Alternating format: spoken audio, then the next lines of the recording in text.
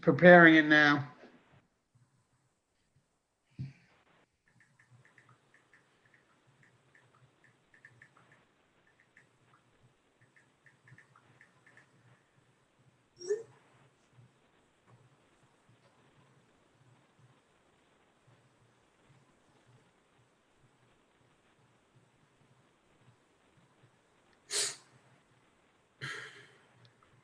All right, so hold on, guys. I gotta just all right, so can you guys hear me? Yeah. Yeah, I can hear you. Oh, good. We're live. There's no delay. Okay, so we are live right now, guys. So what I'm gonna do now is I'm just gonna click onto my YouTube channel so we can see the questions that come our way. Okay. And then we'll get started. Right now the room is starting to come up, so we have 5, but it'll start signing up. So we'll just give it a few seconds. So just again, my sound's coming off. You guys are good on your end. It's a lot smoother than we had it last time, which is great. So I guess we could just get started. I thought we could do a Q&A because of what's going on in New York, NYPD. I think if anything, there's a great time right now to be discussing PTSD. I think it's an enemy that we have within that a lot of people don't openly admit. And I think that there's stuff that we need to do both as management or even just agency-wide to get people to admit they have their concerns. And that's why I brought on my 2 experts here. I have James McMichael and I also have William Young. What I thought we could do is have you guys introduce yourself first. So James McMichael, do you mind introducing yourself to my audience? Sure. My name is James McMichael. I go by JP. I've been with the Arlington County Sheriff's Office in Virginia now for going on 22 years. I also have a company outside of there called Catalyst of Change Associates. My story, basically, I was one of the first responders to the Pentagon on 9/11. I got down there approximately 10 minutes after the plane hit at the Pentagon and was down there probably until about 2 in the morning. Just a lot of running around. There was a lot of confusion down there. Nobody really knew what was going on. We had reports of another plane coming up. There was reports of bombs going off in D.C. We weren't really sure of what had happened in New York other than 2 of the towers had been hit while we were trying to get people out of the buildings and things like that at the Pentagon. And about 2 years later, I was diagnosed with PTSD after struggling a lot of isolation. I basically would go to work, put on my face, and then come back home, lock myself up in a room pretty much in the dark and cry a lot of the night. Just could not get stuff out of my head, the visions, the sights, the sounds, the smell, all of that. And eventually my wife at the time got tired of it. She couldn't deal with me anymore, and she ended up leaving, which just put me further into depression. And then in 2003, in October, I almost committed suicide because I was just having a really, really hard time dealing with it. I couldn't see any positivity in life anymore. And fortunately, right around the time when that was going on, I'd written my note out and everything. And right when I was getting ready to do that, the thought just came into my head for whatever reason that if I do this, they're going to blame her. And she had been gone for about 6 months at the time. Nobody knew. I made excuses as to where she was. So my parents, my family, they did not know that she had left yet. And that was just kind of weighing on me as well. Fortunately for me, for whatever reason, that thought popped into my head and kept me from doing that. I ended up meeting up with some guys that I had trained with before, and they got me hooked up with a group of two psychologists, one from New York and one from Oklahoma City, and one of the profilers from the FBI, Jim Horn. And they did pretty much a 3-day peer debriefing that I was involved in. They did EMDR on me, and that kind of helped me turn the corner. And I stayed with them, worked with them for about a year, every month coming back to do those debriefings.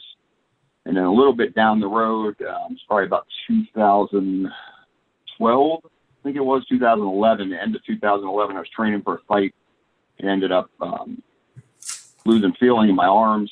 Went to the doctor and found out that my neck was almost broken. So they ended up having to fuse disc 4, 5, and 6. Told me they thought that I would be able to go back to fighting. And then about a month after the surgery, when they did the follow-up, they said I could not. year later, I started losing feeling in my arms, and then my legs gave out. So they had to pull out what they did and do 2 through 7. At the time they did the surgery, they told me they did not know that I would be able to walk when I woke up, and that I definitely was not going to be able to be an officer any longer. So the night before the surgery, I stood in my kids' rooms in their doorways and just watched them, and I was crying because I didn't know if I was going to be able to play with them again or not. Didn't tell my wife. I did not tell them what the doctor had told me. And fortunately for me, they did the surgery, and I'm up walking around. I was back to work on the Marine Corps Marathon. It was October, at the very end of October when they do the Marine Corps Marathon. That was my first official day back at full duty. And I've been going strong ever since. I was back in the gym a couple of weeks later on the elliptical running again. And now I work full-time with the Sheriff's Department. And then I also travel and speak on PTSD, suicide, health and wellness, mental toughness. I'm a certified personal trainer, and I've also written 2 kids' books, one on the conversations that I had with my son based on the PTSD and trying to help him understand that it was not him that was causing the way I was acting, and that trying to explain PTSD and what it was and why it was causing me to go through that. And then I did another one on body image for kids to help them with the bullying situation, because as I was doing research on the PTSD, I was seeing more and more younger kids committing suicide as well. And that was really bothering me. So I was trying to figure out what can I do to kind of help them to feel better about themselves and kind of take a different look on life the way I had, and kind of refocus what they were thinking about. Wow. So that's me in a nutshell. Yeah, well, I'll tell you something. This is why we have to have dialogue like this, because it takes a lot of courage for someone to come up and share their story. And that's why, again, with our audience here, and guys, we will be taking questions today. This is the time to ask them, because when you have someone that's willing to share their story through their experiences, we can learn. And I also have William Young on, and William Young was shaking his head throughout your story, James. So what is it that you could relate to from Michael's story? James McMichael's story. We'll just call him JP. That's easier to remember, right? Yeah, I'm gonna call you JP. Right? That works. No, I think just when I listen to his story, it's like so many other officer stories. It sneaks up on us. We're so used to being tough. We have this misconception that we can handle anything that's thrown at us. And obviously he had an incredible experience that none of us even can imagine. But sometimes it's just the little things, and they sneak up on us, and we don't want to talk about it, and because we don't want to lose our reputation or anything. But I was kind of in a similar place a few years ago, a dark place, with mandatory overtime, with all the things that I've been dealing with. I've been in corrections 15 years. Prior to that, I worked at a mortuary transport service, so I picked up bodies for the coroner. We picked up bodies and embalmed them. And so I've seen a lot of death and dismemberment and just emotionally draining stuff for the last 20 years of my life, really. And I never really processed that or dealt with that. So I was kind of in a low spot, and I started researching, correctional officer burnout and suicide and PTSD, and why am I feeling the way that I'm feeling. One of the things that I was doing is on my day off, it was Wednesday at the time, and I was an asshole every Wednesday, and I was fighting with my wife, and it would get to the point where our first interaction of the day, she would say, "Oh, it's Wednesday, here we go," and she was right, but I didn't know why I was acting like that. There was nothing in my life that was going on. And so I needed to seek out answers, right? Because it was getting worse. It was affecting my behavior. So much so that even the inmates were like, "What's wrong with you?"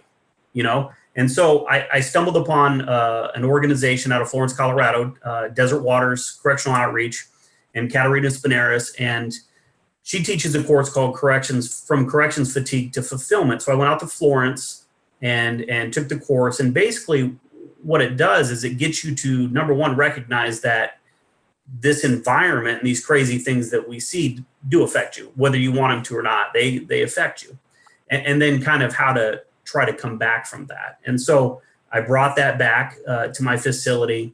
I started writing She has a monthly newsletter, the Correctional Oasis. I started writing for that, and about a year ago, me and Katerina got together, and she asked if I wanted to do a book, and so we did, and I put a book together, and it's called When Home Becomes a Housing Unit, and it focuses on how the job can come home with you, and it kind of goes against that mantra that we have where you just leave work at work and home at home and everything will be fine. But the problem is that doesn't work. And so I share some personal stories and talk a little bit about how the job and the crazy things that I've seen have followed me home. And I had the opportunity to go to Boston last month to the ACA conference and worked a booth out there and met corrections officers and police officers and sheriff deputies from all over the world. And we all have the same story. And when you talk to somebody who deals in this environment long enough, we all have our ghosts. And so through my writing and through some speaking engagements, I'll be out in Rifle, Colorado next month at the Metal Body Armor Seminar, and kind of sharing my story and talking a little bit about corrections fatigue. But JP's right. The number one thing is you have to acknowledge it and even know that this enemy is lurking, waiting to take us down, and we don't. So that's where I'm at right now. You know, I'm going to tell you something, William. We've talked before on the show. As you guys can see, I'm trying to respond back to the messages as well. And one of the things that we discussed, and I've even done videos on this on my own, is how we process the stress. A lot of us don't realize that we just compile and just add stuff on top until we finally explode. And obviously, we know that's not the correct way to process stuff. Obviously, what we should be doing is when something affects us, we have to allow ourselves to go through whatever emotion that needs to happen at that time. And I know some people feel that in corrections or in law enforcement in general, that we can't be vulnerable. But having said that, we need to be vulnerable, because at any point it's going to pile up and then we're going to blow up and we won't even know what we're reacting to because we've just compiled things on top of each other. James, let me ask you a question about processing. How do you think, as a first responder, we process the stresses in our environment as opposed to someone just a normal Joe? I think a lot of the time you see us using the graveside humor, dark humor, whatever you want to call it. We make a lot of bad jokes. We do our best to put on a game face. We try to act like it doesn't bother us. And just like William talked about, it carries over when you get home. And what I likened it to, I was up in Canada in April speaking, and what I likened it to was in the early 90s when I dabbled in professional wrestling a little bit, was you put on a character, you go out, you do your match, you come back in, you lose the character. We don't do that as first responders and corrections officers. We keep that character on 24/7. And you can't do that. You need to be able to come home. We have the whole the thought that if we come home and talk to our families about what we're going through, that it's going to then dump on them and that they're not going to be able to handle it. And while you don't want to go into the great detail about it, saying, hey, I had a shitty day, you know, this was a rough call for me, whatever it may be, just letting that out and not just sitting around the house or blowing up or whatever your way is that you're dealing with it now. You have to be able to talk. And you know, you hit something on point too. We actually, I remember discussing this with William a while back. We talked about home at home and, you know, leaving home at home and work at work. I believe in half of that. I believe that, yes, you leave home at home.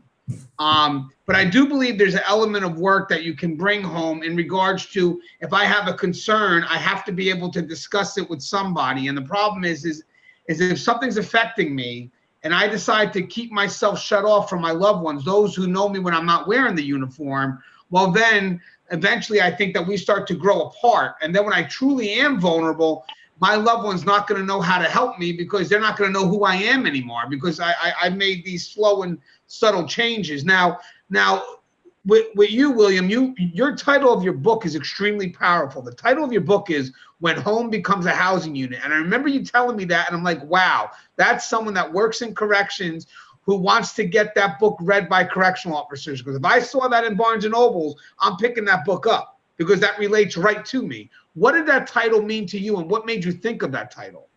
Well, what made me think about it is that bullshit line that we have to leave work at work and home at home. And I know we discussed that. And so when I talk about that, I'm not talking about, when we're at work, we want to keep our personal information safe. We don't want to talk about our children. And I understand all of that. But what I'm talking about is, when my mom died in 2006 and she had cancer, and the last few months of her life, I was just watching her just die. Right. And so it's impossible for me to just shut that off when I go to work. It works both ways. So if I'm sitting at home on my couch and I'm thinking about the hanging that I just saw, or I'm sitting in the housing and wondering if tonight's going to be the night that my mom dies. I mean, those are the kind of things that I'm talking about. And so you have to have somebody there that you're safe around, that you feel like you can talk. But what we do is we have this culture of toughness. And when you're in a room full of alpha males and alpha females and nothing bothers them, then who's going to be the first guy to say, you know what, I'm hurting today, or I'm not feeling good today? Nobody wants to do that. And so the reason that I picked that title is because we all, first of all, people, when they look at it, they stop for a second. They look at it and you can see that moment on their face because they know. And the other reason is because I get so tired of hearing, oh, this place doesn't bother me, this place doesn't affect me. But then you start talking about it and you say, hey, have you ever freaked out on your kid because he didn't take out the trash enough? Has your wife ever said, don't talk to me like an inmate? Has anything, I mean, I went out to dinner tonight and guess where I sat? I sat in a place where I could see both the entrance and exits, so I could take down any armed intruder that comes in, right? I mean, that's all side effects of the job. My buddy who's a mechanic, he doesn't act like that. He doesn't see the world like that. And so we can say that when we take off our uniform, we leave it, but there are certain things that happen throughout our day, if you're an officer, that kicks in that adrenaline or kicks in your sixth sense, and you're watching for trouble. You see that one guy over there that you don't like, or you hear that noise, or there's even some stupid song on the radio that has a sound effect, a little chirp that is the exact same sound that my radio makes when it's dying. And so every time I hear that, I'm at work, I'm inside. It takes me back. And so that's why I chose that title, because I wanted something. When you're talking to a room full of correctional officers, we don't want to hear nothing. And if you're a bullshitter, or if you're fake, or we perceive you as weak, we're not going to listen to you. So I needed to have something that hit them in the mouth when they saw it, to get their attention. So I hope it did. I hope it does. Well, it got my attention right away. And guys, if you're not familiar with Katerina Spinaris, she does a lot of good work with first responders, but specifically correctional officers. She's out of Colorado, Desert Waters. I know her through Corrections One. She's been on my show before. She really knows our concerns and really addresses us from a level that I believe is not being done anywhere else. Now, going back to James real quick, when we go through these changes, they're subtle. I always tell people that when you enter in corrections, you have to know yourself. You have to know if you're able to do the job. And obviously knowing yourself, preparing yourself for this job, see if you can do it. Now also gives you a strength, that I can be consistent, fair and firm, but you really do have to know who you are. And that also gives you that good foundation. So if you're very insightful and you know yourself, these subtle changes that are happening that really are breaking away from who you really are, that should be something that you should notice, because again, you know yourself. Like when William Young was saying, my wife is telling me not to talk to her like an inmate. I'm yelling at my kids for no reason.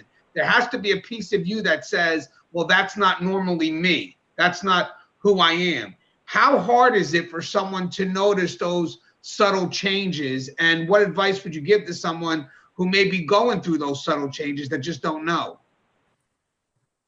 Say what took me up until now, where I'm starting to get better at seeing triggers, seeing things that I'm doing. I think you need to have an accountability partner. You need to have that one person at least that's not part of the family. That may be one of the guys at work. It may be a friend outside, which is another area where we fail miserably in corrections and law enforcement. We don't want to talk to anybody outside of our group. When you have that person that you can talk to, and they're going to either, they're going to cheer you on when you're winning and doing great. And when you're failing, they're not going to beat you down. They're going to help you back up and then bring you back to where you need to be. So I think having that is a huge thing that you need to have in your life. And we don't have it a lot. For me, it took me many, many, many years. And I'm getting better at it now, knowing when I start to do stuff. And a big part of that's been my kids. I've got a 9-year-old boy and a 7-year-old girl. And my son specifically is really, he'll call me on stuff. I joked about him in Canada that he was like a 90-year-old trapped in a 9-year-old's body. And he asks you these questions that come out of nowhere that most adults wouldn't think of. And deep stuff like, why would you think about committing suicide, and how can something be so bad that you don't want to be around anymore? And he actually said to me when I was talking to him about it, he goes, I'm glad you didn't do that, because I wouldn't be here. And it really hits you, especially when you got your kids asking you stuff, and we're starting to have much deeper conversations now, which makes me reflect a lot on me. And it's very hard for us to do that because, like William said, you want to be this tough guy. You don't want to seem like you're weak. And it's hard to look at yourself and be like, hey, I'm failing here. I've got to be a better husband, a better father, a better friend, brother, sister, whatever it is. Let me ask you a question, James, because you mentioned about your son. When you had nothing to lose, or when someone wasn't so responsible, I mean, you having that responsibility over someone else, someone being dependent on you, is that choice easier as opposed to now you having a son, the son's talking to you about these concerns? I mean, that would have to make you think twice before even thinking about taking your own life. So how much do you focus on that support system, knowing that not only they support you, but you're also needed to support them? Oh, it's huge. And when in 2003, people around me at work could have been saying, you're doing a great job, you're doing this, that, and the other. I couldn't see any of that, no matter what anybody told me. Now with him, like you said, I have that person that I have to be there for. And when I started doing research for my book that I wrote, I found that the kids are 3 times more likely to commit suicide if a parent does. And they did a research study on the responders to 9/11 up in New York and found that all of the officers that had PTSD, their kids were mimicking the exact same signs and symptoms. They were withdrawing from friends. They were doing horrible in school. They were acting out. And when you sit back and think about that, you would never want your kids to go through that. And so I still have days where I struggle, but I keep him in the back of my head, and I have to remember that I need to be more cognizant of where I'm at in my life, what I'm doing. If I'm starting to get down, I need to do little things to pick myself up, because I've got him looking up to me, and I don't want anybody to go through what I did. I wouldn't want my worst enemy to go through that. It was horrible. And I sure don't want my son and my daughter going through it. We got a good question from the audience. It's coming from Kevin Lawler. So what I'll do is I'll forward over to William first, and then when William's done, I would like to get your response, James. But Kevin, it's a great question. He says, I'll never understand why PTSD affects some people and not others. So William, would you like to go first and answer that? Yeah, sure. So everybody's ability to process trauma is different. And so one of the things that Katerina, one of the metaphors that she has in her course, and it's awesome, is imagine a pack of rubber bands that you buy at the store, right? Some of the rubber bands are really short and thick, and some of them are really long and skinny. And what does a rubber band do? It stretches around whatever you want to hold it in, right? So it's like us kind of stretching around the situation. But so some rubber bands can hold a lot of stuff together and some can't. And so over time, that rubber band, when you stretch it and it contracts and then stretches again, eventually what happens to it? It gets brittle and it breaks, right? So that's what we are. I can tell you that the things that I saw when I worked for the mortuary transport service for the coroner are crazy. I mean, if you just look at people, there's people that get a divorce and that's their tipping point, that their world is completely over. And then there's guys, and the majority of us are corrections officers or police officers. The amount of stress that we can take is so much more.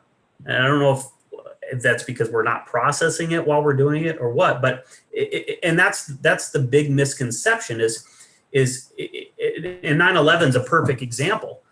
In Nebraska, we were affected by the stuff that happened in 9/11. I mean, there are symptoms because of that attack all the way across the country that we feel here, right? Even people who didn't know anybody, I remember walking downtown one day and I saw a plane flying overhead. And in my mind, I drew a direct line from that plane to one of our towers that's only like 30 stories tall, right? But for just a second, I had a reaction to that. And so we think that if you're not in the fight or if you weren't there at the time, that it shouldn't bother you. But that's not true. I mean, people can watch the news and see these things that are on the news and they're afraid to go outside. And so what I like to tell people is just because you can handle the stress or you can handle those things that you see doesn't mean that somebody else can. And you shouldn't hold them to your standard, your threshold, because I've scraped up guts off an interstate. I've picked up brains off a popcorn ceiling. I've done it all, but that doesn't mean that the next guy should be able to handle that. In fact, I don't want him to ever have to see that. But when things like that come, we can talk them through it. We can be open and let them voice their. So we had a attempted hanging at work, and we all responded. And the housing unit officer did a great job. He was doing his initial count. The guy was hanging, so we went in there and he pulled the guy down. And when we all ran in and people are tending to the inmate, I looked down the tier and this guy was just shaken to death. And I said, "Are you all right, buddy?" He goes, "I've never seen anything like that in my life." I said, "Well, come on." So I told the supervisor, "I'm taking this guy." I told another officer to sit and watch the unit, and me and him went for a walk. And we talked about what he saw, and we talked about his background, and we talked about whatever he wanted to talk about. And I made sure that he knew that in 3 or 4 days or 2 weeks, when this catches up with him, because it does catch up with you, that you can call me or that you can call this number here, or there are resources out there for you when you can't sleep. And so that's what we got to do. We got to make ourselves available for that. So I think part of our responsibility of guys who can handle that extreme trauma, and I say handle, right? I'm writing a book about how crazy I am, but we can handle that. It's our responsibility then to help other people through this adventure, this stuff that they see. Well, I want to kind of forward, same question obviously to you, James, but I want to add something to it. Like, remember how we mentioned before, just a couple minutes ago, how it's how we process it, which means that if we let it compile and we don't give ourselves a chance to release it, I think that's a big part of how people can wind up developing PTSD. Again, not the only component, but I'm sure it's a piece of it where I don't allow myself to be vulnerable. So I just hold everything in. Is that a piece of, like, if you have someone that has good support, able to alleviate some of that stress, kind of, mention where they're vulnerable to someone they love and kind of have that support system, I would think that they're able to work themselves through whatever they got to work themselves through, because it's not compiled. They're able to identify what the issue is at that moment and go ahead and fix it at that moment. I think the concern would really be for those that don't process it when it's needed, don't have that support, and really just don't want to showcase they're vulnerable, because now when they have these issues compiled, they don't know what those issues are. Yeah, we the rubber band that you talked about, I was taught a tree. So you have a big oak that's not very flexible. Big storm comes through, wipes it out. You have a smaller tree that can bend back and forth, and it's going to withstand the storm. So for me, it starts with when our folks come into the academy, even before they go to the academy, when you're briefing them and you start building that resiliency up and you give them the truth of the job, you're going to see bad shit. You're going to go through stuff. This is what you can expect. This is what I went through, and this is what happened to me. And we're fortunate in our agency. We have a great sheriff. We've got a great police chief, fire chief that are all working together right now to tell everybody it's okay to talk about this stuff. We're going to help you. We're putting the tools in place to help you. And being able to go around to our roll calls, to bring in our EAPs or the other folks that we bring in from the outside to work with them and let them see, hey, I've worked with this person. You're giving them, you're taking the stigma away, basically, and giving them the okay to talk about it. But on the same hand, you let them know, look, when we're on the scene of something, we have to deal with it and we have to get our job done. After that, we're going to pull you aside if we need to. If you need to talk, come get me. And we've got folks that are going to be there that are ready to do that. But I think the key is starting off in the beginning when they first start to give them a reality of what they're going to see. Yeah, I agree. I think that a lot of people really don't know what they're getting into. And then even if you do kind of explain it to them, it's nothing compared to when they actually lived through it. I remember that we had a death of a really good training officer, and it was a suicide. Something else that was actually a murder suicide, believe it or not. And we had people that were new right out of the academy that didn't know how to feel about that. But it was an immediate dose of reality the moment they got up, because they were just taught about suicide in an academy class. And then within a few weeks of them graduating, their trainer, the person that they loved, took his own life, but he also took the life of another. So they didn't know quite how to feel about that. I got a great question from Chaos real quick. So what I'm going to do is I'm going to ask you first, James, and then we'll go to William right after that. But this is actually a good question. Thanks for asking, Chaos, because it's good from a supervisor perspective. And then I want to talk about, remind me later, guys, to talk about peer-to-peer support. And just, I know a lot of, especially NYPD, they're getting ready to start initializing like a peer-to-peer support team. That's kind of like the reactive measure. But I want to talk about reactive measures that are also preventive. And I believe peer-to-peer support works well with alleviating that stigma and really opens up the door for people to communicate, especially someone in our profession. Okay, so Chaos says, here's a question as a supervisor. If I see one of my staff starting to change personality, how should I approach the subject without seeming like I'm invading their lives, even if they say that they're fine? Go ahead, James. Just like you said, peer support. You ask them, how are you doing? I've noticed some stuff has changed. I think when you bring your staff in, especially as a supervisor, and you talk to them on that level, a lot of them aren't used to it. They're used to a supervisor coming in, barking orders at them, telling them this is what needs to be done, and that's it. And there's not a lot of emotion there. When you can bring them in and sit them down and be like, hey, I've noticed this change in you, and talk on the level to them, it's huge. And some of the folks are not going to open up to you, but others will. And again, I think it goes back to how you, when they first come into your agency, how you set the tone. Are you going to make it an open forum for them to be able to talk? And I like what you just said too, how at that level, it's not really supervisor to subordinate. It's two of us here, we're peers. You know what I mean? Let's remove the title aside and what's going on with you. You know, is everything okay? And then just to kind of show that support. I think some of the best supervisors I had, you know, great leaders, they wore the hat when they had to wear the hat. But most of the time I could relate to them. I still held respect for their position, don't get me wrong, but you know, they only put on the hat when needed. So most of the time they got the information, they knew their staff very well because we trusted them.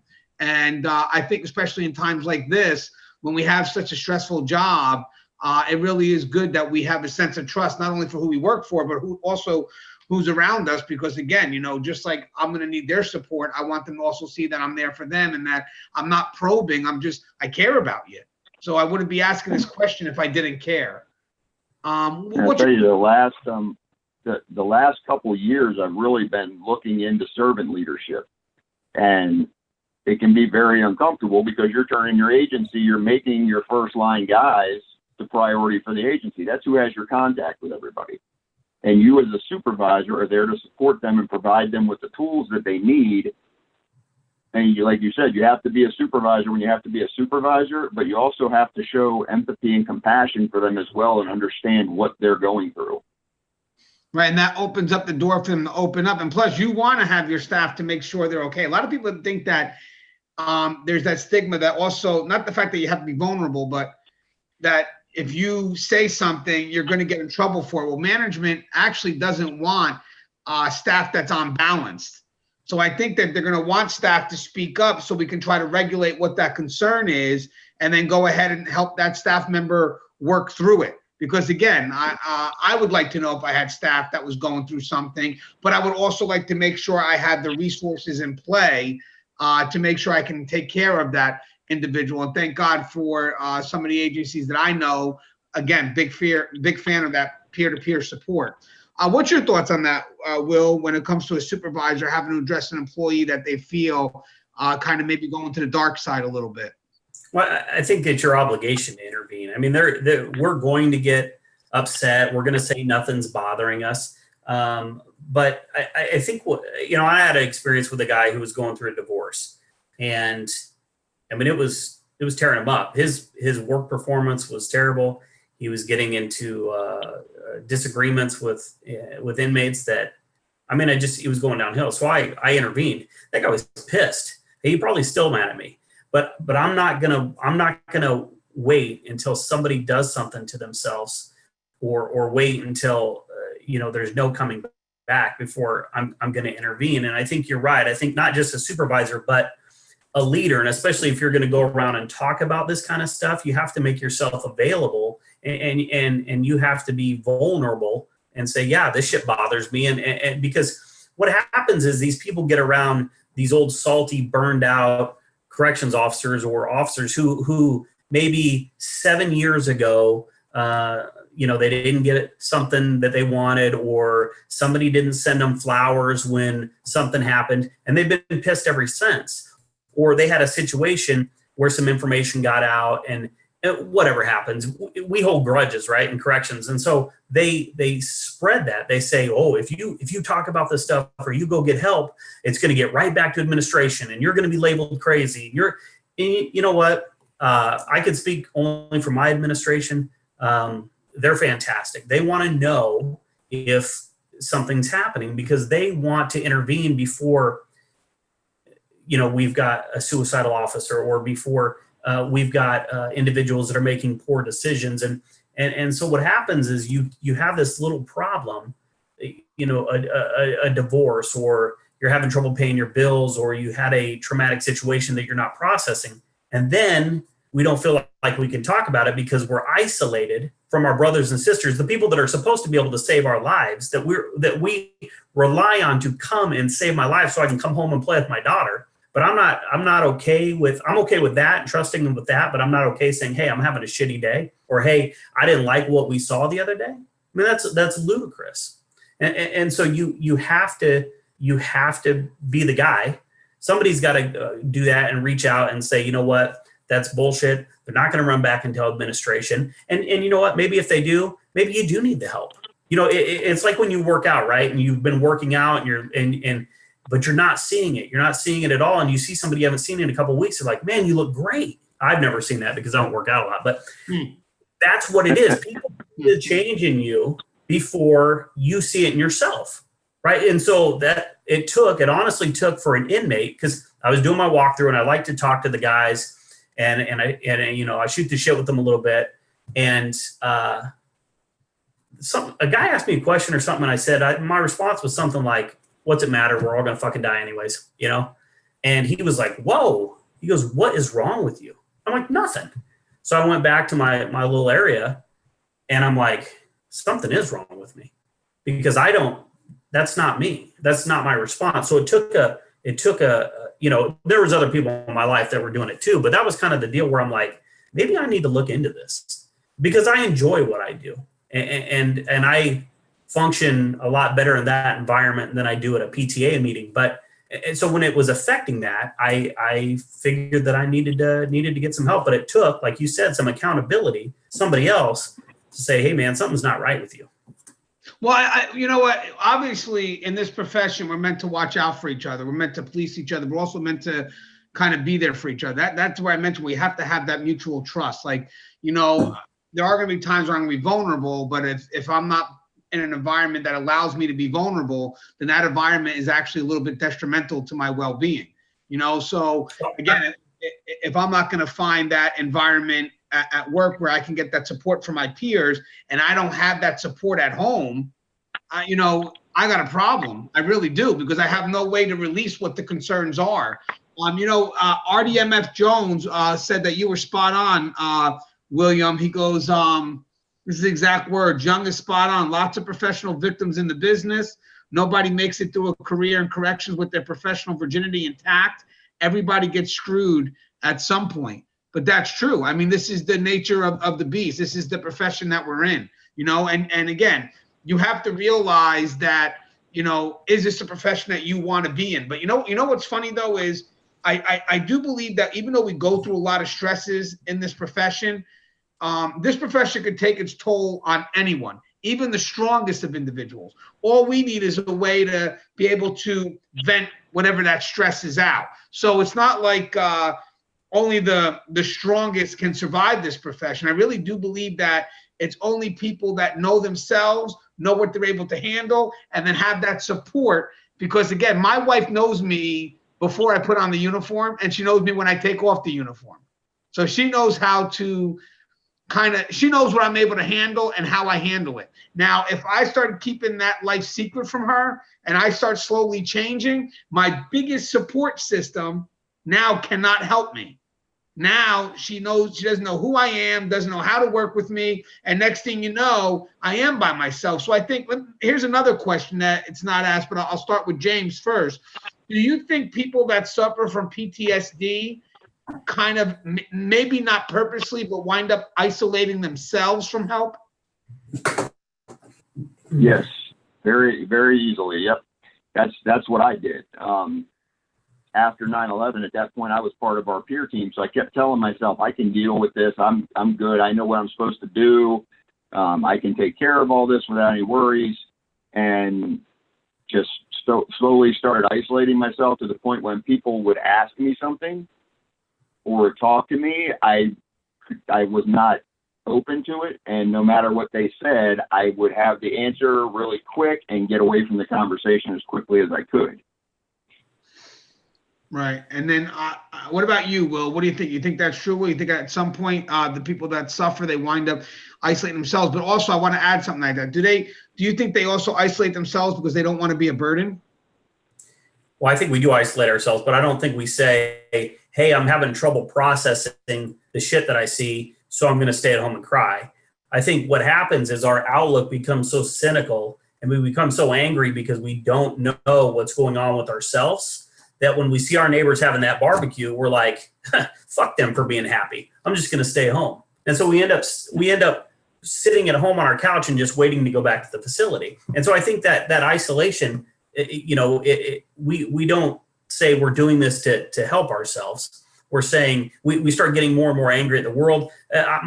Myself, sometimes I get mad at people because they don't know what I've seen. They don't know what I've been through. And so when they're complaining, when I go to, I'm hanging out with some people and they're complaining about stuff that I feel is just ridiculous, I get angry. And it's like, how you don't even know what real stress is. You don't even know what it's like to have, someone's life in your hand, or have you ever held, a severed head, those kind of things. I mean, so yeah, you withdraw. And then, or you explode, and then nobody invites you to anything anymore because you say stupid stuff when you're around.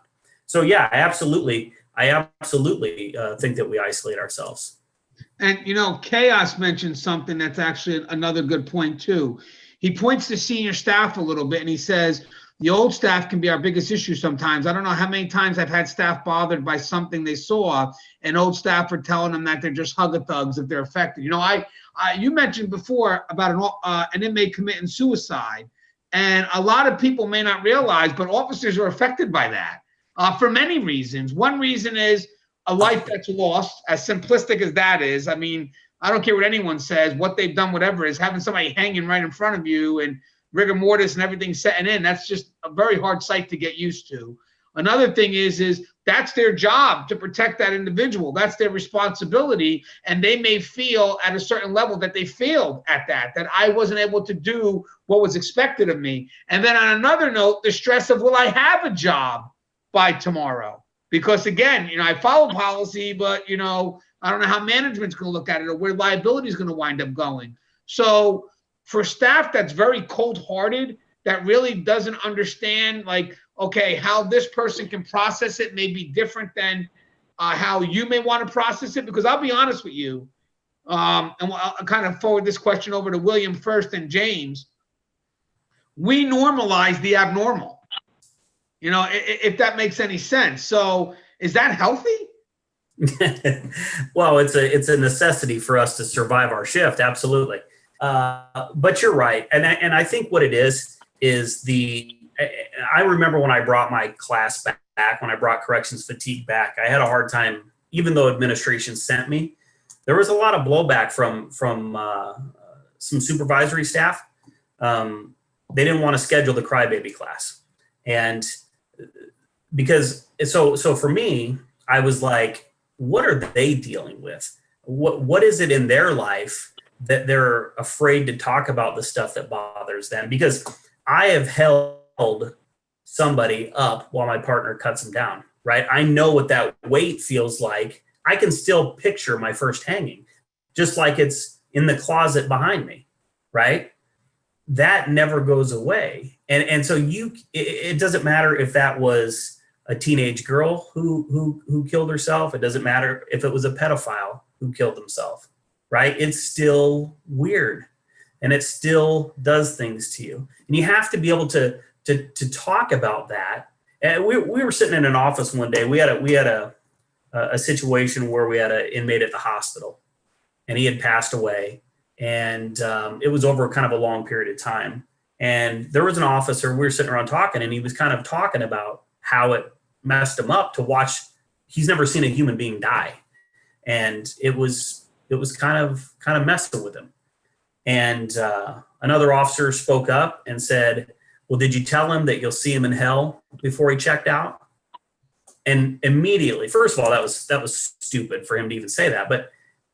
But so a couple things happened. Number one, that officer clammed up and he left the office. He was done. He had tried to share what was bothering him. Obviously couldn't do it around this guy, so he left. But the other thing is, what's a more normal reaction to watching a human being die? Having a problem with it, or saying, well, I hope I see you in hell? Because to me, that kind of emotional numbness, that cold-heartedness, to me, that's the problem. Because what that is you just compartmentalizing and separating it, saying this is not a human being. Yeah, this guy died, but he's a pedophile, so he's not really a person. Or, for me, when I was picking up bodies and I'd pick up a kid, I'd be like, well, this kid is 10. Yeah, my daughter's 10, but this kid has, this is a boy and he's got, brown hair. My daughter's got blonde hair, so it's different, right? I mean, you find anything to separate what you're actually doing from that world. And so you switch on and off, but I talk about it all the time. That switch over time burns out and it bleeds through, and you can't do it. And so if you're not aware of those things, then you're going to get hurt. I mean, we would never go up to an officer that was seriously assaulted, maybe got stabbed or got his face busted up and say, it's just part of the job, deal with it, get over it. But we do that with somebody who has trouble with what they saw, or, seeing a dead body. We're like, oh, that's just part of the job. If you can't handle it, get a different job. Well, I mean, that's stupid, Hey, James, let me ask you a question. For those that handle it that way, for those that are sarcastic with it, you think that could also be a defense mechanism? And if so, how does that sarcasm affect others who may have to process it differently? While we were talking about this, the first thing that was coming to my mind is how many times have those grizzled veterans had issues where they went to talk to somebody and the same thing happened to them. Or they're just compounding issues, and that's their, like you said, their defense mechanism to not let it out. What are they doing when they get off of work and they go home? You know, we spend so much time, whether you're on a call or in corrections in a housing unit, you spend so much time listening to the inmates, listening to the people that you're going to calls to their issues. But when you come back to work and you see your buddy sitting there who's usually laughing and joking, and this time they're not, and they got their head down, you can see they're going through stuff, we don't stop and talk to them because it's uncomfortable, and we don't want them to say, yeah, I'm struggling, because we don't know what to say. And it goes back to what we were talking about earlier, especially with the leadership. You have to set that tone from the beginning. And when you have the guys that are doing that, those are the ones you see burn out the fastest. Those are the ones that you see are having alcohol issues. Because that, like you said, is their defense. They're the tough guy. They're the grizzled veteran. They're not going to let anybody see them be upset by anything. And, you know, you have some people that they can go through a whole career and it may never bother them. And they're just very good. Like you said earlier, they understand themselves. They have people to talk to outside of there. But I don't think most of us are good at that. That the job, the career, it changes you over time. You know, it's funny. It's exactly the same page as what Tex Caliber said. Exactly what you just said. Because we have like about 20 people in the room right now. Tex said, "Oh yeah, the world behind the wall is completely different than the normal world. Violence and confrontation becomes a norm that we get used to, and it changes us." You know, you know what's funny? When I came into this profession, I think I've been lucky, guys. I've always pretty much had a consistency about myself. I'm very insightful. I know if I'm starting to kind of change, however small that change may be.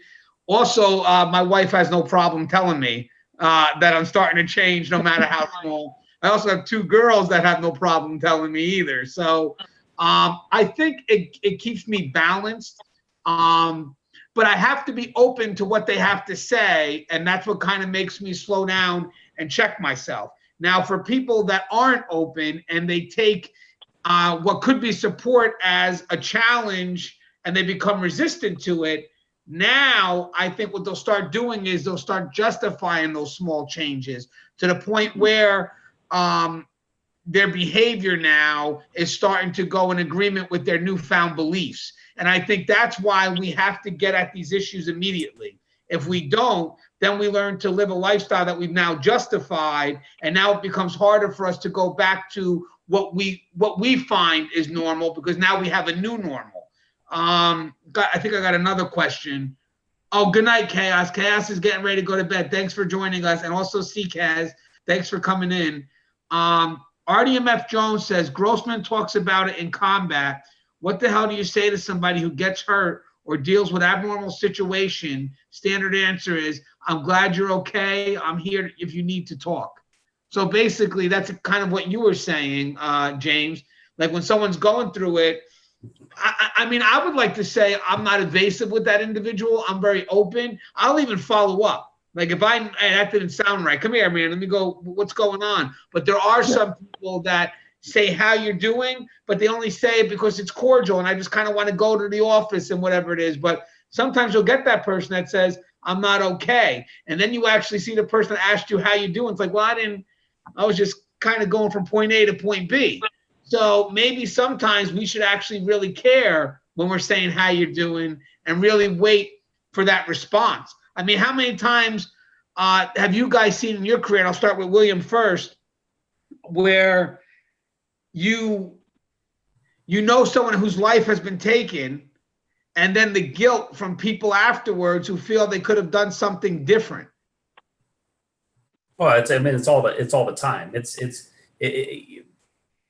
There's an old hymn, and it talks about giving me my flowers while I'm still alive to smell them, right? And so after the fact, everybody says, "Oh man, I should have talked to him. I should have known something," you know. And the guilt that you carry is just out of control, even if you couldn't have done anything. And I think one of the things that people need to do, especially in this profession, and if you're going to have these conversations, is to do a little research on suicide and suicidal ideology and realize that there may not be a reason, or there may not be anything that you can do. And so kind of that that pseudo guilt at the end. And, there's just nothing that you can do. But you're right, Anthony, that question of, are you okay?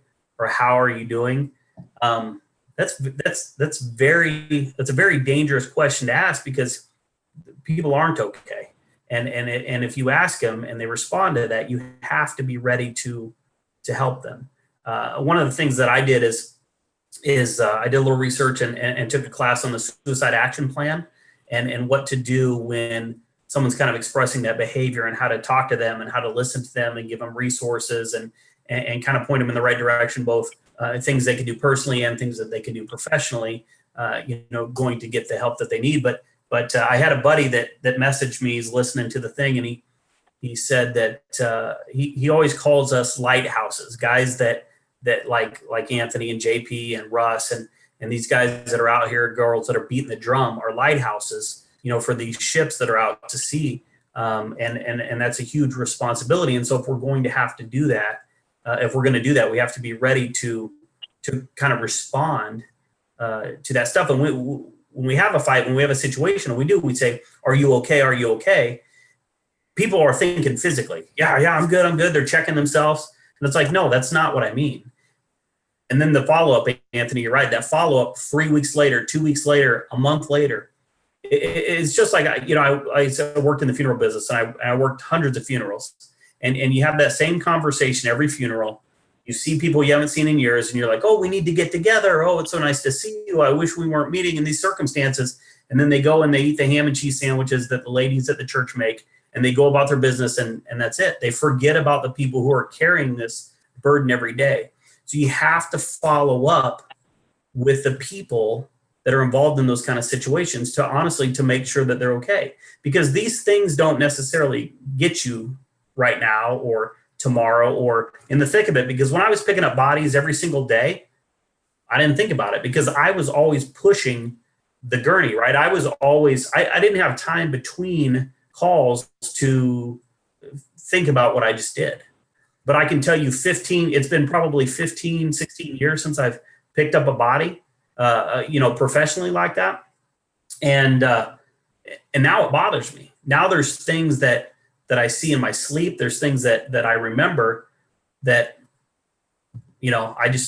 I'm just now learning to process it, and it messes with you. And so when we're in this fight every day, when we're doing these things and we're running back and forth and breaking up these fights and answering these calls and having these situations that are almost altercations or near assaults, we're not going to realize it. And that's why you read about police officers that 5 years after they retire, blow their brains out on their front porch, and everybody's like, oh yeah, it must have been the terrible things that they saw. But corrections officers, they're the same thing, because when we're done running from the things that we're running from, they're going to catch us. And if we don't process them, then it's going to be bad for us. It really is. James, you were shaking your head a lot. What was it that you were taking from that? All of it. I think a lot of us in law enforcement, corrections, firefighters, ECC folks, we have a similar journey. The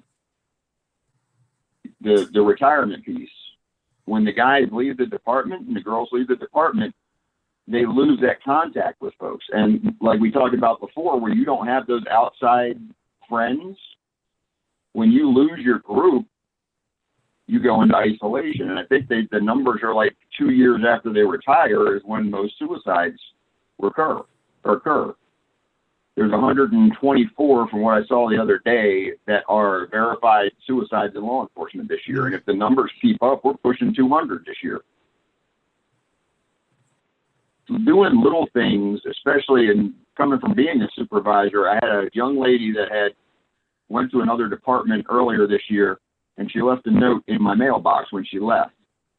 And I was her lieutenant when she first started, and she had an incident that was traumatic to her, and she immediately assumed she was going to get in trouble, that I was just going to blow up when I saw her. And the first thing I did when she came in the office, and I did not even remember it until she gave me the card, was I told her to breathe.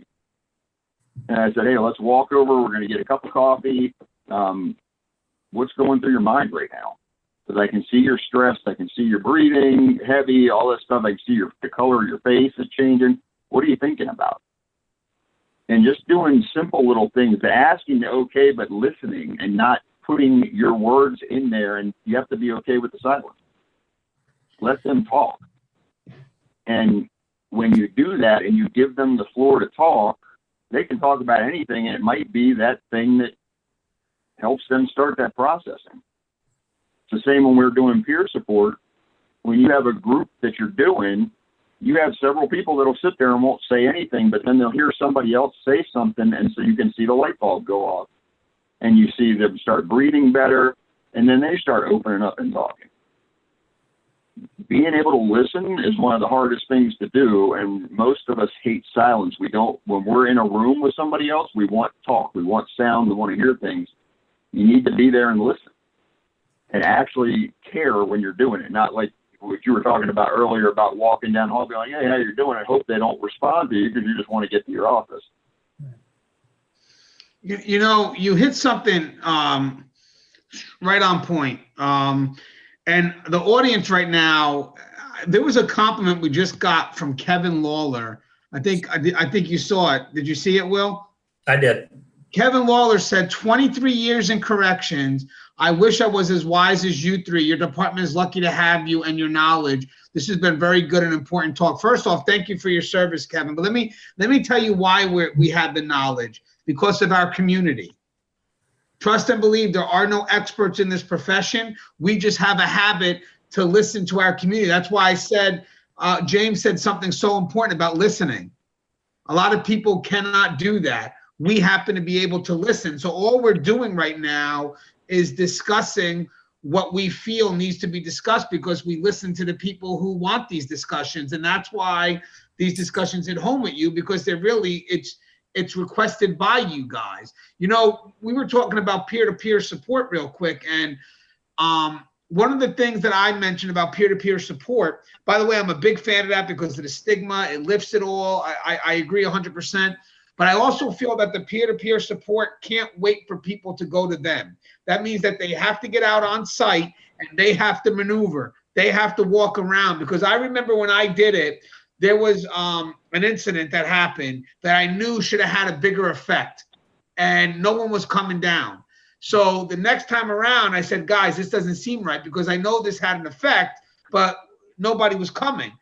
We have to go to them. So if anything, you can introduce yourself, whatever it is. And then it's funny because you can get a sense of feeling if somebody wants to continue the dialogue. I remember, like, I remember, you know, walking around, introducing the team to an individual, and then the individual turned around and said, that's a great team. Oh, I appreciate that. And right when we go to left, they said, you know, that trainer did mean a lot to me. All right, guys, just step off for a second. I'm going to go chat with this individual for a little bit. But if I didn't walk over there and make an attempt, that person would have never had that conversation or the courage to bring about that dialogue. So I think the key to peer-to-peer support is definitely the peer-to-peer aspect, but you can't just sit around. You have to maneuver. You have to communicate. William, are you familiar with peer-to-peer support right now?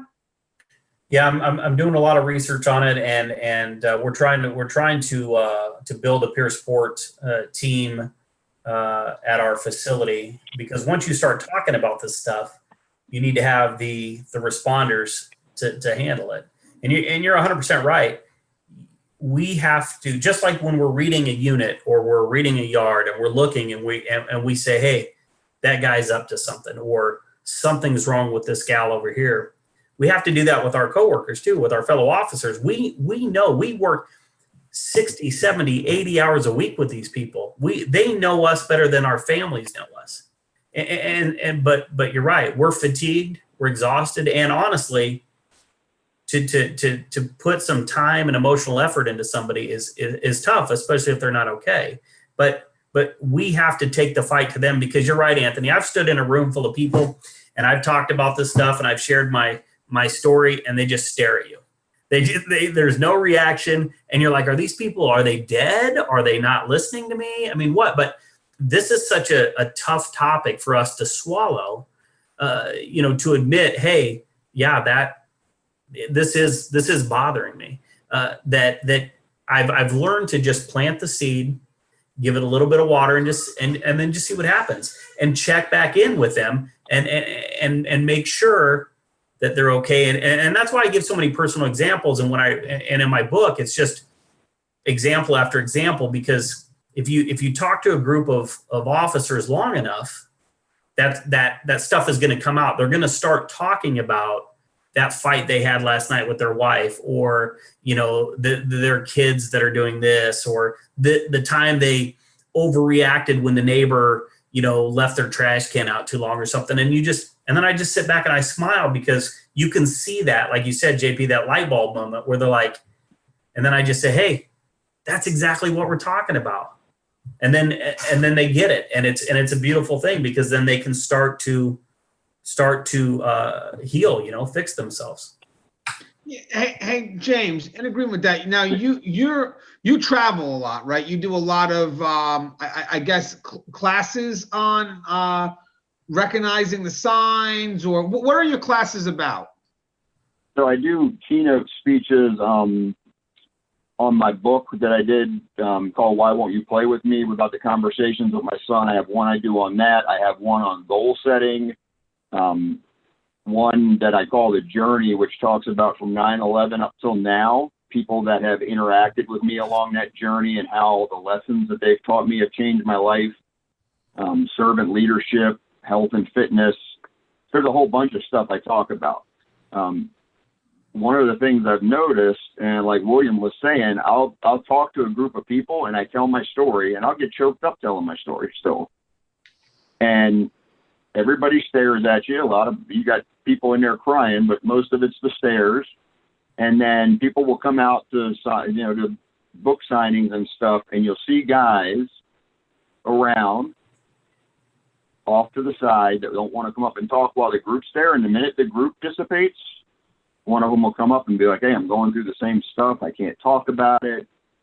That stigma is so bad in certain places, or the fear that they've put into themselves that stigma is there. Because even if your agency head or your supervisor are telling you, yeah, you can talk about it, but you've seen their actions that don't give that same view to you, you're not going to talk. Or you see how they've dealt with other folks. So for me, and I think for me, being in the situation I was, to the point where I talked about it in Canada about starting to pull that trigger back when I was sitting there that morning in October, and having that kind of awakening and reframing what I went through, and feel like I'm here for a reason. And as hard as it is to get up and tell that story all the time, if it helps one person, and the conversations I have afterwards, they tell me it's okay, and they tell me that I'm doing a decent job. I'm by no means an expert. I just try to give people that this is what I went through, and yeah, you could be going through something really shitty right now, but it's better. Things are going to get better. And to me, I got the biggest reward earlier this year at National Police Week, because for the first time they acknowledged PTSD and officers that had committed suicide because of the job. And I got to escort Rachel Zabriskie up to put a flower in the memorial for her husband, Ed, who was an officer at Burlington County in New Jersey for 17 years and committed suicide. And I got to escort her and her family up to do that. And for me, that was the most amazing thing in the world. And when I look back to 2003, when I went through that, and to this point now, and the fortunate success I've had, I wish that the folks that are sitting there, those 124 this year and so many before that, at some point somebody was able to get them to see that things are going to get better. And I think it's a duty upon us in corrections, law enforcement, as first responders, military. When you see your buddy or a coworker that is sitting there going through stuff, or you see that little change, it's part of your duty to try to, at least be there to help them see that things are going to get better. It's, as leaders in our agencies, it's our duty to remember where we started at, what we went through, And 20 years ago, how you couldn't talk about anything. Now you can. And if you had an officer come in that had cancer, you're not going to be like, oh, you have to be quiet about this. It might not look good for the agency or whatever it is. You wrap your arms around them and you help them however you can. And we need to start doing that for folks that are having trouble dealing with these things. We all see them. James and William, what's unique about this is that it's reaction and prevention at the same time. We may not catch everyone who decides to take their life because we may not be there every moment. We were having a discussion the other day when we talked about suicides, and sometimes we're there just to delay it. Like maybe that communication will keep that person just around a little bit longer. But a big part of it is also the after effect. And when something like that happens, that peer-to-peer support, that maybe those few words from management, just showing that we care and, that, we want to make sure it doesn't happen to anybody else. It truly does carry a lot of weight. When I used to do the SISM team, I loved it because even though I know, it originates because we lost somebody, I understand that. I felt that we were preventing others from taking that same path, from, deciding that there's nothing else you can do at this point. And just to remind people, hey, hold on, you're going to get through this. Like you said, you just have to get through the moment. A lot of people, they want to act on impulse. And then, unfortunately, when they don't go to the right people, the moment doesn't get a chance to pass. And you wind up having a life that could have been so much more, but they couldn't get through the intensity of this one moment. The one moment was so intense that they just could not deal with it. Had someone been there or just for that moment, you never know. Like I know people that I met in my career that never gave off a sign, just never gave off a sign. And then you hear later on that it's like, whoa, they did what? It's like you don't even expect it. Now you're playing in your head all these last conversations you had looking for something that wasn't present. The person never gave it off. It wasn't present, but now you get a sense of guilt. And now you start carrying that guilt with you. There was one class I took on PTSD where the person starts off the class in this extreme thing where he said, I had a gun in my mouth. And that's how he starts off the class. Now, mind that's how you, I start mine off. Yeah, but right. And now here's the cool thing, though, what people don't realize, because this kind of defeats the stigma that the department will come for you. This person is still an active police officer. This person still has a weapon. This person went through a very bad moment, thought better of that situation, got help, and then the department helped them with that. And then eventually, when he was cleared, they put him right back on because they focused on the intensity of this one moment. But now, James, you said that happened to you. And now look what the department trusts you to do now. So for some people to think that the department's going to come at you the moment you say it, you and the person that taught the class are an example that they won't. And in some cases, they may even find a better position for you to help others. Is that what happened with you? Is that part of your journey? It was a struggle in the beginning. There was people that were really good and people that weren't. And when I started telling my story, I got lots of different reactions. I had people that were like, you can't talk about this. And I had other people that were like, this is powerful, this is great. But the thing that made me feel really great was the fact that the staff, the first guys, were coming up and telling me about, later I had this person in my family that after you talked about the PTSD and you talked about what happened, I was able to see that and help them.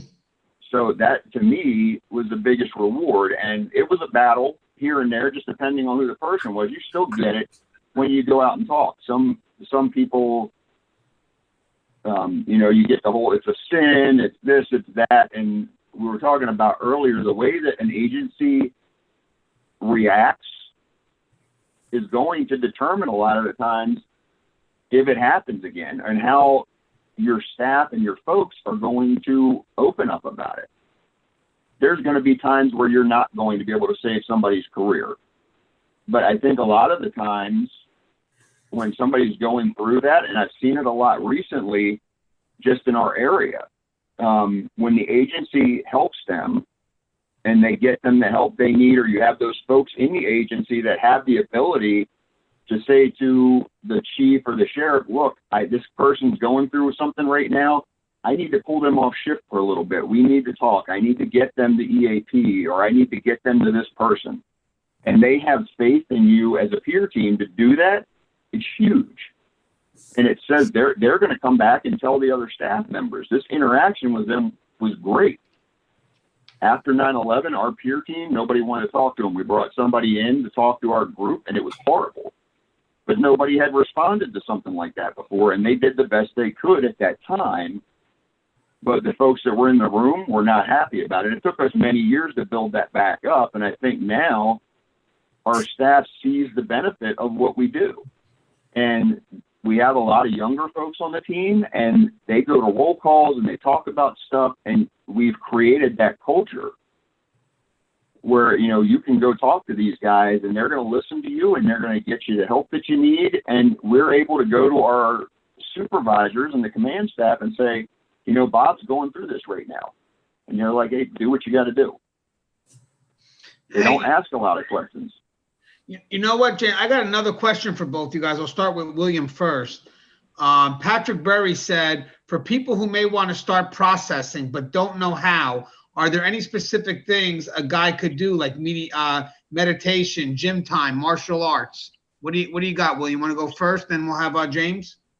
Well, yeah, I think it's absolutely important to have a transition or have some sort of tool or outlet for the stress. And so, just like we all process stress differently, our transition or our decompression strategies will be different. Some guys go right from work and go to the gym, meditating, coach little league sports, go to church, go to a lodge, go anywhere, and participate in positivity. And because our worldview gets a little skewed because of the things that we do, the population that we deal with. And so you have to get out there and you have to say, there are other things out here. But it's very important. And I just want to say real quick that I have a couple of really good buddies, and one of them is Patrick. And they help me when we get together. I can say what I need to say. Our time together is part of my decompression strategies. They don't judge. They let me ramble, and but you have to, if you're going to deal with this kind of stuff, you have to have something, and it doesn't matter what it is, other than so sitting on your back porch drinking a couple of bourbon and cokes. That's probably not the best thing.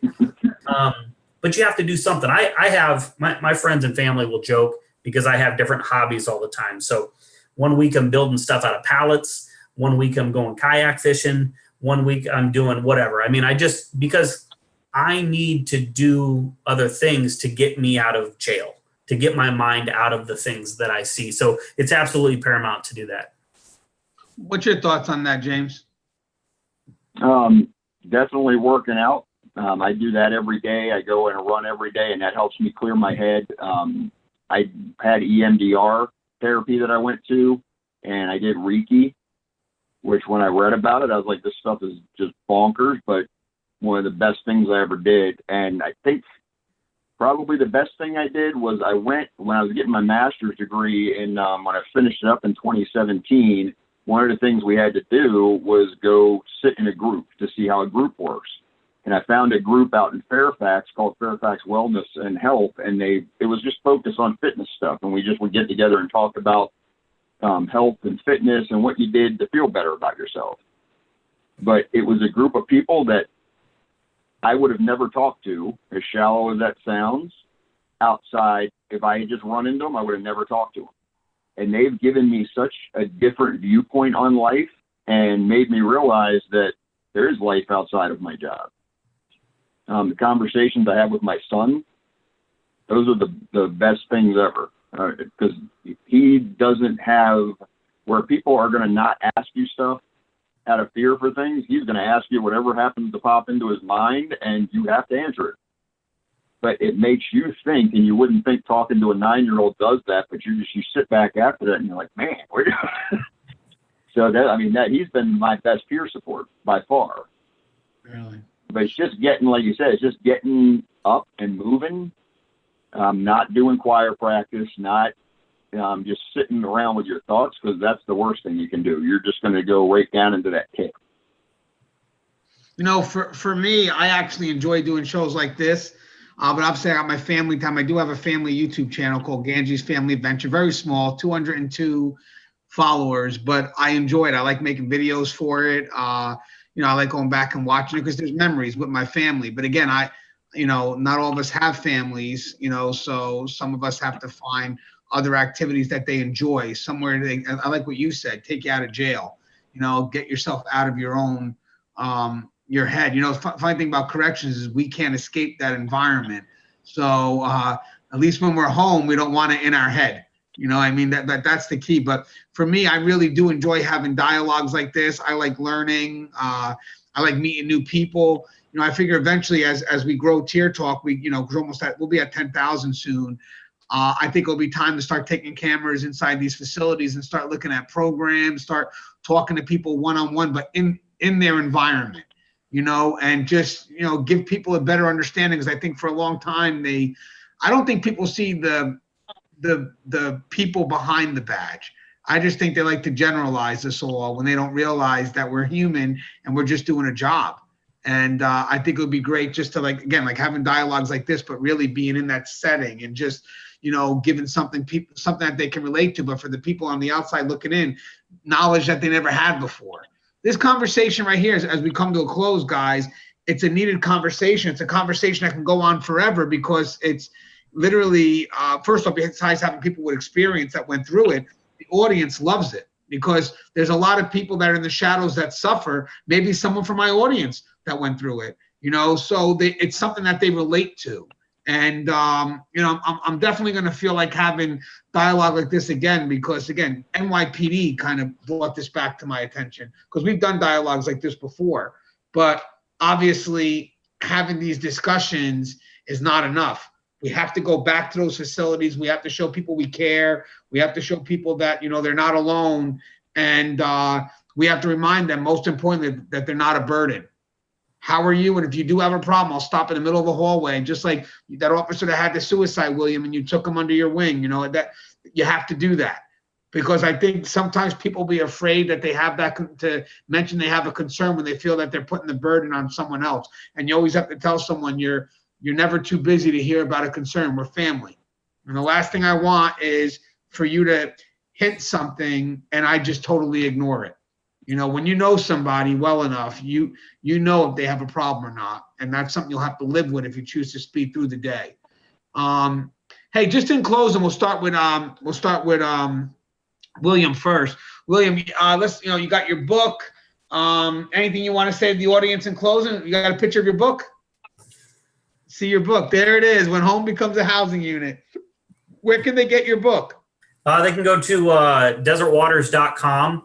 And then there's a little tab they can go to that says books, and it's right up there. You can order it, and they send it out in a couple of days. So I just want to say, JP touched real quick on you know, he's not an expert, but he is, and everybody who's survived law enforcement or corrections long enough is an expert. They've come up with some sort of survival technique. They've managed to get through that. And so it's very important that we share that with other people. And if you're going to be out and in front of this conversation, and you don't have, you're at your facility and you want to start talking about this kind of stuff, start talking about it. And other people feel the same way that you feel.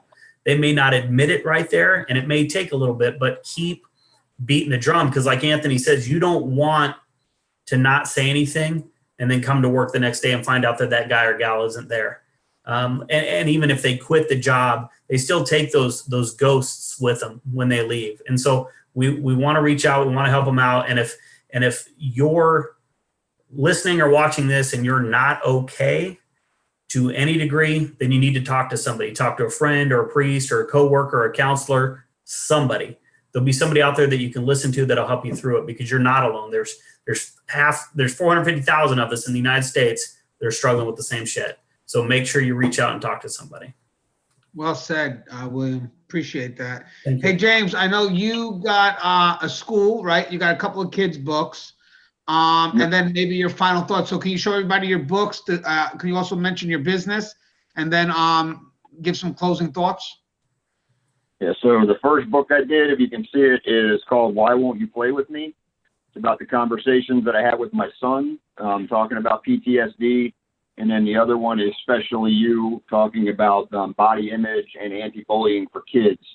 One of the pieces I added into both of these books was a little workbook in the back, because when you're going through PTSD, it's hard to open up and talk and begin the conversation. So the thing that I did for both of these books was a place for the kid and the parent to write down their thoughts. And that way, even if they're not ready to talk yet, they can put them in there, and then each of them can go back and look at it, or they can do it together at the same time to start that conversation.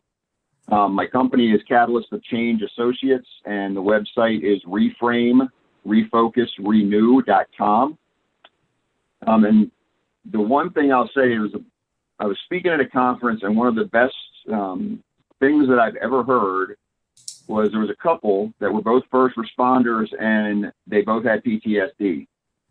And they talked about Japanese, I think it's called kintsugi, where they have expensive pottery, vases, bowls, and when they break, just like us, that are going through PTSD, they don't throw them away. They take those bowls and they put them back together with gold. And if you search it on Google, you'll see these bowls back together with the gold lines through them where the cracks were. And the Japanese believe when they do that, it makes the bowl stronger than it was before it broke. That's the best example I've ever heard for getting through PTSD. I was shattered, and I talk about that during, I start my speeches off reading my suicide note. And that day, and I talk about it in detail. And I was shattered into a zillion pieces, and I got put back together by a few people who took the time to listen to me. And I'm so much stronger than I ever was before. And I'm very blessed and fortunate to have had that. And I hope that I can do that for somebody else. And like William said, if anybody is out there that's watching this, listening to this, if you're struggling, you know somebody that's struggling, reach out. Because while you might not be able to see it, you have value. And you're doing this job, it's rough. And don't hold the stuff inside. We see the worst shit day after day. And as supervisors especially, you have to remember where you started at, the calls you went on. Your folks are going through the same thing. All the overtime we're doing, we're all short-staffed now. Don't forget that. Look out for your staff. You know, drop the attitude, like I talked about, drop that mask you put on. If you're not going to do it for yourself to reach out, if you've got kids, if you have family, if you got friends, do it for them. Don't let them start to take on what you're doing. Don't let them suffer the same as you're doing. Reach out and ask for help, and start talking about what you're going through. Journal. Take a day and look through it again. We can't, as peer support folks, it's hard. We can look at somebody else's case, somebody else's issues, and tell them immediately, this is what you need to do. Start doing this stuff. Start doing that. But when it comes to our own stuff, and I found this out firsthand, it could be sitting right in front of my nose, and I couldn't see it. And one of my folks had me start writing stuff down, and I went back and looked at it a day later. And I was like, oh, I know exactly how to deal with that. You have to take your trauma and you have to look at it. You have to focus on it and then reframe it. And while you might not be able to see it at this very moment, when you look back and you reflect a year, a couple months from now, whatever it may be, you're going to see how strong you were coming through it. So I appreciate you having me on. It's awesome. Well, obviously it's not going to be the last time you're on. We're definitely going to be having you on multiple times. Also, what I would like to do maybe is if you can get a trailer of your business, I would post it up on my channel as well. You know, so if you have something that puts together, yeah, because it's definitely something that we need to get out there. Remember, I mean, obviously, Tier Talk originates to bring also awareness. So topics like this, even though most people may avoid it, you know, well, let's have it. Tier Talk's not afraid, and neither are my guests. So if we know for a fact that the discussion or what we put on this platform can better bring a better understanding of the situation, or just bring out the knowledge that's needed so we can address a concern, that's what it's for. So, you know, I was thinking about it because you were messaging me today, and, you know, my wife's still down the shore with her parents. She'll be back tomorrow. So, you know, things happen for a reason. And guys, there was no prep for this show. I reached out. There wasn't any. I reached out to him. He's like, yeah, I got my office. Let's go. And then William, I'll be ready in 15 minutes. You know, when Russ saw that, he goes, well, if you got them on, Russ took a day off.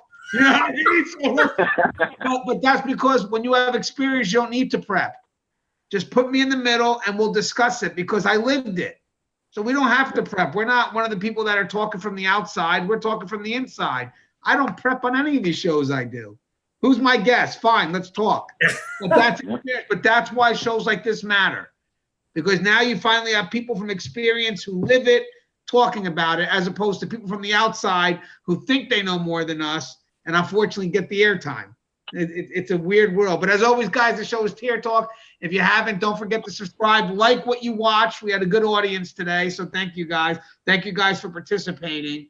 And you know what? Let's just. We have one last question we're going to answer, because someone just hit one last question. It's not a PTSD question. It's just a general question, and I don't want to. I want to answer the question for him. So this is for JD. This is for JD. Starting my academy for Colorado corrections. Any advice? So James, do you want to go first, and then we'll close? I would say, if you're married, hopefully they're talking to you and your family together before you go out there. Speak to some of the veterans in your department. Know what you're getting into. And remember, no matter how hard it gets, to come home and talk about it. You're going to make buddies in the academy. You're going to make friends in the academy that you will be friends with for the rest of your life. Utilize them. Don't be afraid to open up. I've had many guys that I went to the academy with. Some of them are no longer with us. They made the ultimate sacrifice. I've got one of the young ladies I was in the academy with. We're both captains now together. And when you think back to how the awkwardness of being in the academy, you don't think, oh, I'm going to be in the command staff one day. You never see that. Take the experience in and enjoy it as well. Don't try not to get too stressed out about it, because this career flies by quick. Oh yeah. I mean, I'm starting my 22nd year today. My anniversary was yesterday, and I don't know where all the time went. So as you're going into your career, take it in and enjoy what you do. Don't forget who you are, and don't forget every person that you deal with, whether it's an inmate, it's somebody on the street. They all have a story. And some of them you're not going to be able to talk to, and their actions are going to be their actions. But I think most people, if you treat them how you want to be treated, you're going to go far in your career. And try to remember they're somebody's brother, sister, mother, son, daughter, and treat them the same way you would want to be treated without compromising safety. But don't lose that aspect of yourself. That's great advice, James. It really is. What do you got, Will? The first thing I want to say is when you get into the academy, look around, and these people that you're going to be sitting in the room with are going to be people that will come and save your life someday. That bond that you'll build with those people throughout your time in the academy will last the duration of your career.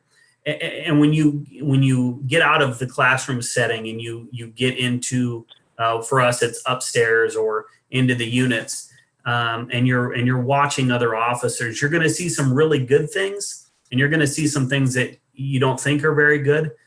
Take the good things from the officers that you see them, formulate your own style, because I guarantee that me and JP and Anthony would all work a unit differently. I'm not going to be able to do it like Anthony. Anthony's not going to be able to do it like JP, but that's okay. Whatever your strengths are, whoever you are as a person, you don't change. For me, I do everything with humor. I'm a talkative guy. I like to communicate. So that's what I do inside. I'm not a badass, so I'm not going to go inside and act like a badass, right? So don't forget who you are. Learn to communicate. Learn to talk. Learn to listen, because one of the most overlooked skills, I think, when we're learning how to defend ourselves against physical attacks, and we're talking self-defense and all the tools that we got, the resources, is that communication is probably our number one weapon in corrections. Listening to people, like JP said, everyone's got a story. Nobody wants to be there. Everybody's got stress and baggage they're carrying around. Figure out why that is. And a lot of our problems can be resolved just by talking. So remember that. Don't change who you are, and be proud of being a corrections officer. Corrections is not just a stepping stone. It's not the stepchild of law enforcement, although people act like it. Be proud to be a corrections officer, because it's a dangerous, it's a thankless profession, and it's not a job everybody can do. So good luck, and enjoy Colorado. It's my favorite. I got a Colorado shirt on. It's my favorite place. If you ever get stressed out, go hang out in the mountains and enjoy nature, man. Good luck. JD says, thank you for the advice. And I'm just going to make mine quick, just parallel what you guys said, just to reiterate. Be yourself, know who you are going in this profession, know if it's a profession for you, because the last thing you want to do is realize that it's not the moment shit hits the fan. I'm sure it's the last thing your partner is going to want you to realize too at that moment. But the key is, and again, just repeating here, be respectful. If you give out respect, you'll get respect. I truly believe, being on the higher end of things, as a superintendent, I do believe that people can change. I believe in that because I see the hard work that's done by the other departments to enforce that change. So there, believe it or not, even though it's a prison, there's good things that can happen. So, right from the get-go, the moment you get into that job, learn everything you can. Look to the left and right. Have respect for the other departments. Understand their perspective. Let them understand yours, and work together. This is a mission that cannot be done in an isolated fashion. It really is a eclectic, but it's also a collective mission. And I think at the very beginning, the more that you're opened up to understanding what it's like at that front line, you carry that with you for the rest of your career. And if you're looking to make this a career, you're looking to move up, the base of your knowledge is going to come from day one after you leave that academy and you enter the profession. So take advantage of it, because as you start to move up, you become a little bit removed from that. So the best thing is to learn it all now and to bring that experience with you to the top. And I think that's what made me okay at what I do. I'm only okay. I'll try to get better every day. All right, guys, take care, guys. Don't forget, subscribe, interact, engage, comment, hit that bell. That bell's going to notify you every time I post a video. And this video will be posted up probably within the next 2 minutes. Stay safe, guys.